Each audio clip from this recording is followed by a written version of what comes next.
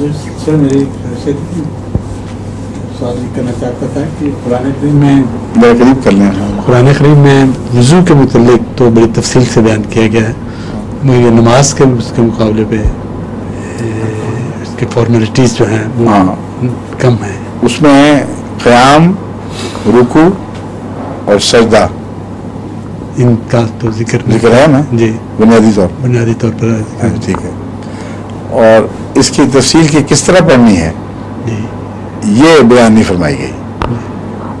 اصل بات یہ ہے کہ قرآن کریم میں حضرت صلی اللہ علیہ وسلم کو ماڈل بنایا، اور نماز اتنا روزمرہ کی ایسی چیز تھی جو صحابہ نے رسول اللہ علیہ وسلم سے سیکھی، اور قیام، قعود اور یہ بنیادیں ذکر کر کے کس طرح کرنا آپ نے ماڈل دے دیا.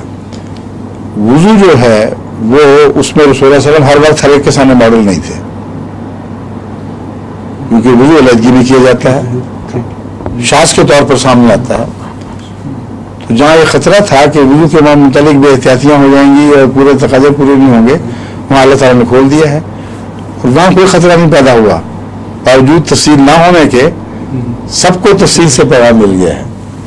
وضو میں اگر قرآن نہ دیتا تو ابھی بھی لوگ بے احتیاطیاں کر جاتے ہیں، اس لیے کہ وضو ایک اور بارڈر لائن پر ہے. یہ بھی ہے فطری، انسانی فطرت کی وجہ سے ایک خطرہ لاحق ہوتا ہے.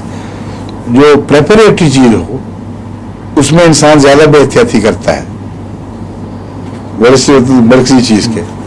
اکثر عورتوں میں اب ہم نے دیکھا ہے رجحان ہے، تیمم کیا، بیٹھ کے نماز پڑھ لی، ٹھیک ہے جی. اس سے پتہ چلتا ہے قرآن کریم فطرت کی کتاب ہے. اللہ تعالیٰ سمجھتا تھا نماز ضرور پڑھتی ہیں. جی جی ٹھیک ہے ٹھیک ہے آگے